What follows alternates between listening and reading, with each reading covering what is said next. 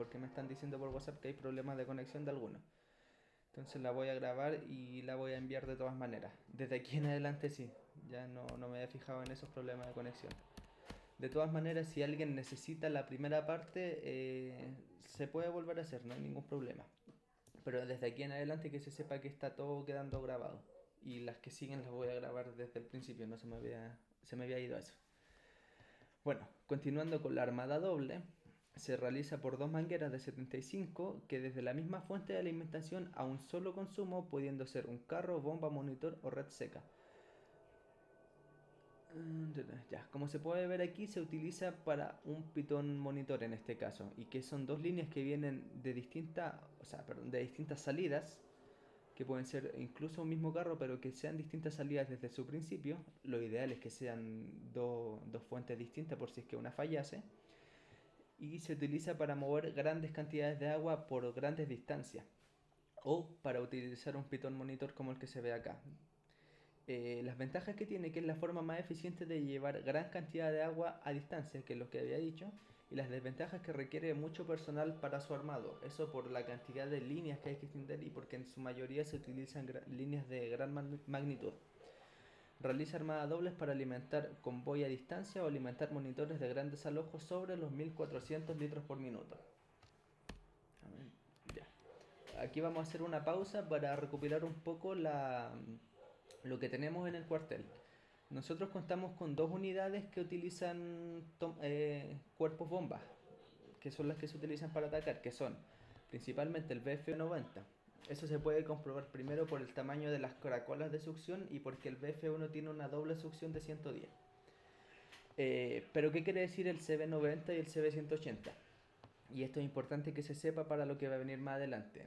CB90 del B1 quiere decir que el carro tiene la capacidad de mover 90 metros cúbicos de agua por hora, lo que es el equivalente a 1500 litros por minuto. Lo mismo la CB180, que son 180 metros cúbicos por hora, lo que es equivalente a 3000 litros por minuto.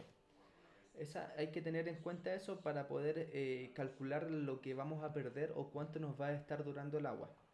Por ejemplo, si utilizamos el pitón con la CB180, se regula adelante. Lo ideal sería que lo pudiéramos ver más adelante. Se puede regular hasta 1000 litros por minuto el monitor del cuartel. Por ende, si tenemos en cuenta los 3700 y algo litros que da el carro, estamos hablando de que casi 4 minutos para poder vaciar el monitor de esta manera. Es un poco confuso, pero lo vamos a ir moldeando más adelante.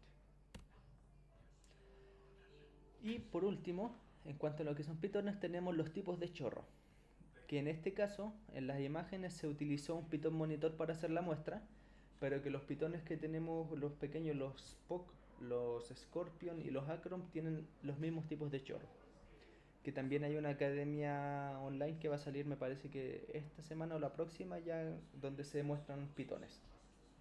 Las ventajas es que permite llegar, en el caso del chorro directo, de enfriamiento, pleno o maestro, idealmente llamar chorro de enfriamiento, permite llegar a una mayor distancia y atraviesa capas de gases calientes, ¿ya? Porque solamente el gas caliente es capaz de evaporar el agua alrededor del chorro, haciendo que éste sí pueda seguir avanzando por las capas de gases. Las desventajas es que tiene poca cobertura de aplicación y que provoca salpicaduras. ¿A qué se refieren las salpicaduras? A que cuando el chorro cae, como tiene gran cantidad de agua en poco espacio, el agua salpica para todos lados. Es como tirar agua con una manguera a la pared. Tiende a salpicar más que si fuera, por ejemplo, con los conos que vamos a ver a continuación.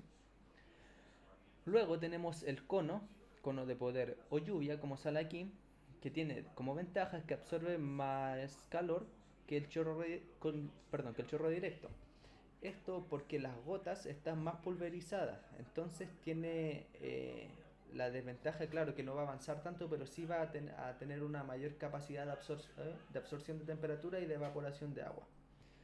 Es más usado para extinguir focos de fuego. Y desventaja, tiene menos alcance, que es lo que ya se nombró.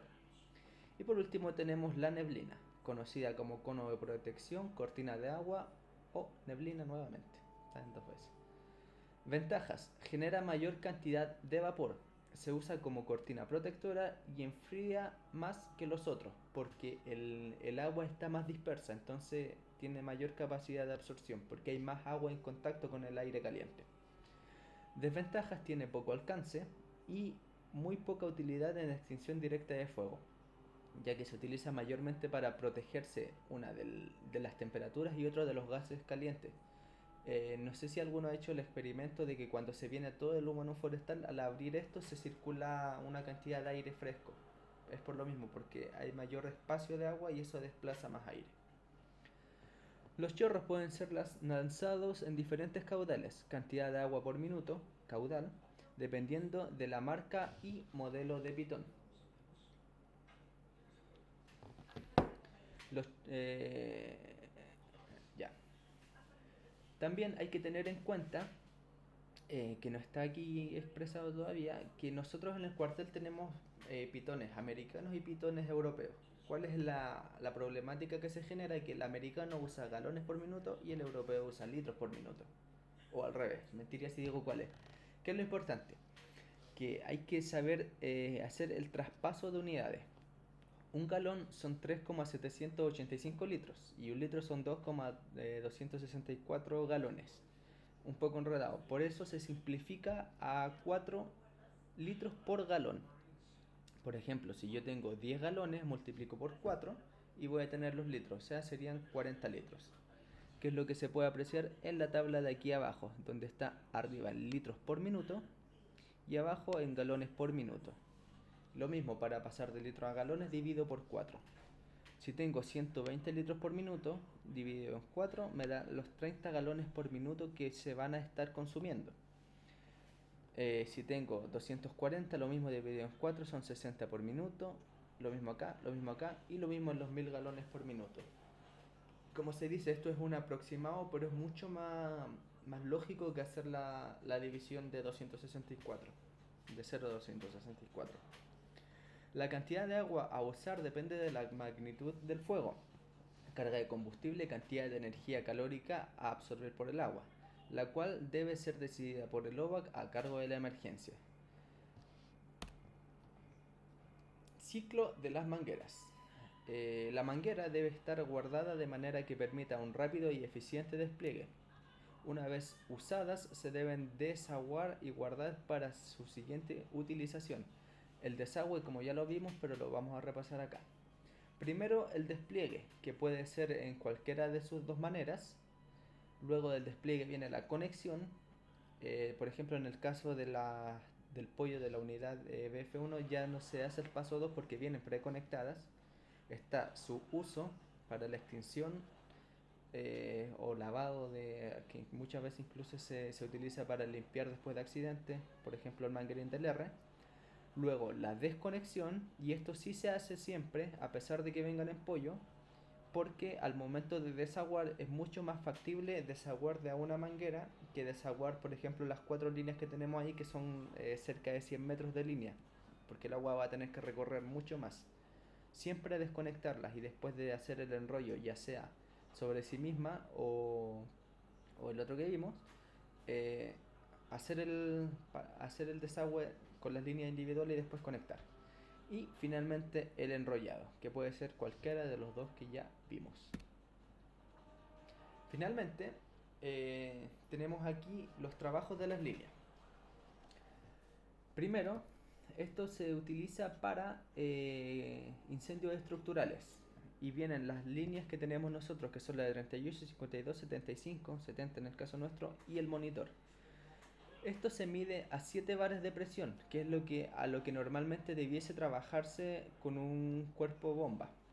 Y estos son los alcances que tenemos de trabajo. Partiendo con la línea de 38 milímetros, tiene un caudal de 160 a 500 litros por minuto. ¿Esto de qué nos sirve? Por ejemplo, saber que si tenemos casi 4000 litros en la unidad BF1, si desalojamos a 500 litros por minuto nos va a durar aproximadamente 8 minutos. Bastante importante. En el caso de la de 52 tenemos un alcance de entre 12 a 21 metros y se utiliza para apagar una o más plantas. En el caso de la de 38, solamente de 2 a 3 habitaciones, en el caso de incendio estructural. Tiene un caudal de 400 a 1000 litros por minuto, que aquí se puede ver en galones, y la de 75, que tiene un caudal de 500 a 1400 litros por minuto. En el caso de esta, tiene un alcance de 15 a 30 metros y se utiliza para una o más plantas. Finalmente tenemos el pitón monitor, que trabaja de 1400 a 8000 litros por minuto. Si no me equivoco, el cuartel es de 1000 litros, no, perdón, de 1000 galones. Habría que revisarlo y les mando esa información al grupo, pero está dentro de las cifras que se ven aquí. Se utiliza para grandes estructuras y va desde los 30 a los 60 metros de alcance. Y aquí tenemos lo que son las pérdidas de presiones según las distancias recorridas en una manguera de 75 milímetros, que son las grandes que tenemos en el cuartel, que van a ir llegando, me parece. Primero, con un caudal de 350 galones por minuto, la pérdida de presión va a ser de 2 bares en 100 metros de distancia. Eso quiere decir que por cada 100 metros que yo avance, voy a perder 2 bares. Por ejemplo, si yo tengo 7 bares en el cuerpo bomba y avanzo los 100 metros, a pitón debiese tener solamente 5 bares. Con un caudal de 350 galones por minuto. En 500 galones por minuto a 8 bares tenemos 100 metros y en 1000 galones por minuto a 32 bares tenemos 1000 metros.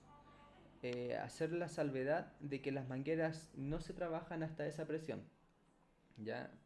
Una que el cuerpo bomba no da y otro que es un tanto peligroso. Sin embargo, y para su seguridad, las mangueras se certifican con presiones de trabajo.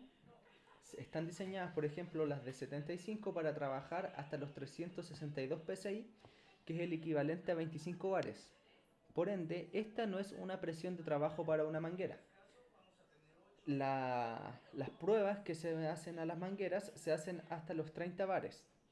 Y las pruebas de ruptura, que es cuando ya la manguera explota, en el caso de las mangueras tanto de 75 como de 45, explotan a los 725 psi, que es el equivalente a 50 bares. Por ende, si bien una manguera no va a explotar a los 32 bares, sí pueden, por ejemplo, explotar las conexiones, las embarriladas, o una manguera que no esté en su óptima condición también puede llegar a explotar. Recalcar que las medidas de los 50 bares de presión son para mangueras con las uniones hechas, no con el embarrilamiento que se hace en el cuartel.